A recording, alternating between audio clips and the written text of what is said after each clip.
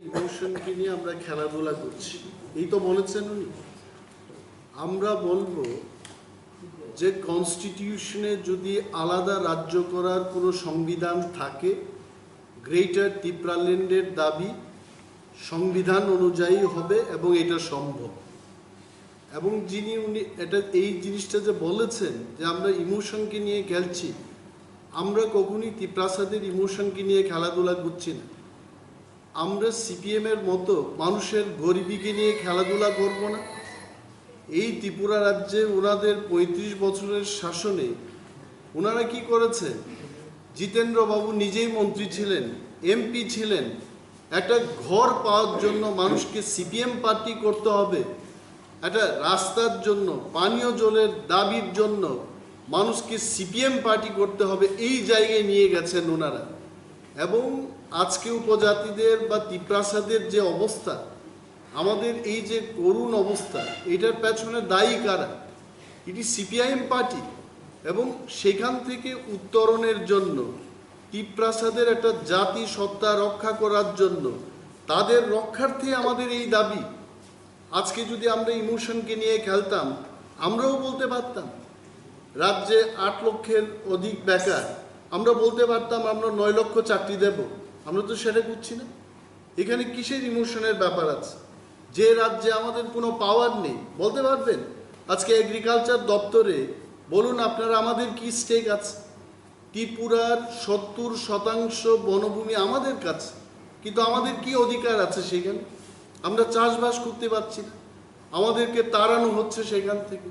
জিতেন্দ্রবাবু যখন নিজে বনমন্ত্রী ছিলেন, ওনারও মনে আছে যে অভয়ারণ্য সৃষ্টির নামে সেখানে উপজাতিদের তিপ্রাসাদের উচ্ছেদ করা হয়েছে তখন। তো এইগুলো কি? এবং আজকে ২৫ বছর ক্ষমতায় থাকার পর উনি বলছেন যে আমরা ইমোশন নিয়ে খেলাধুলা করছি। তো এই ২৫ বছর ওনারা করলেন কি? তিপ্রাসাদের ইমোশনকে শক্ত করার জন্য কেন কাজ করেননি ওনারা? আই টেল ইউ, সিপিএম পার্টির কাছে আর কোনো বিকল্প পথ নেই। ওনারা অপেক্ষা করছেন আমরা কবে ভুল করব।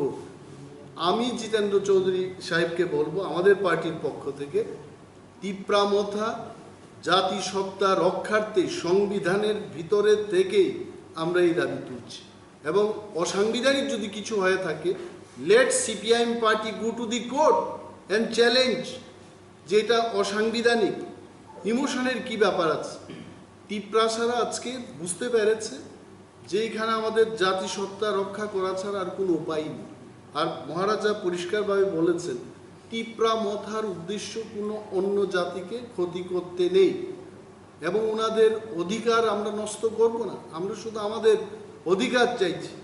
যে এডিসি, আজকে এডিসির কথা বলবো, আগে তো ছিলাম না এডিসিতে ক্ষমতায় বসার পর আমরা দেখেছি এই ১৪ লক্ষ তিপ্রাসাদের উন্নয়নে মাত্র ৯৭ কোটি টাকা এস্টিমেটেড বাজেট, যেটা স্টেট গভর্নমেন্ট মেনে নিয়েছে। এবং সেখান থেকে আজকে ১ মাসের মধ্যে এই ফাইন্যান্সিয়াল ইয়ার চলে যাবে, মাত্র আমাদেরকে ৩২ কোটি টাকা দেওয়া হয়েছে। কি উন্নয়ন হবে? কি উন্নয়ন হবে? এবং এইগুলিকে নিয়ে কেউ মাথা ঘামায়নি কখনো।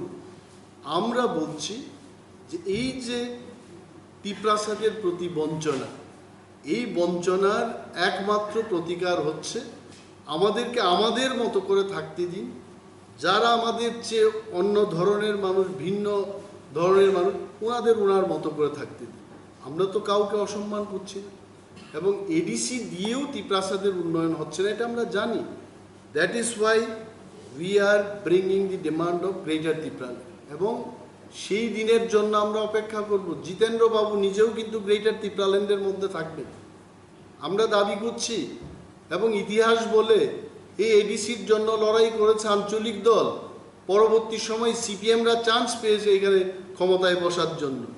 So again you will see we are demanding for our existence.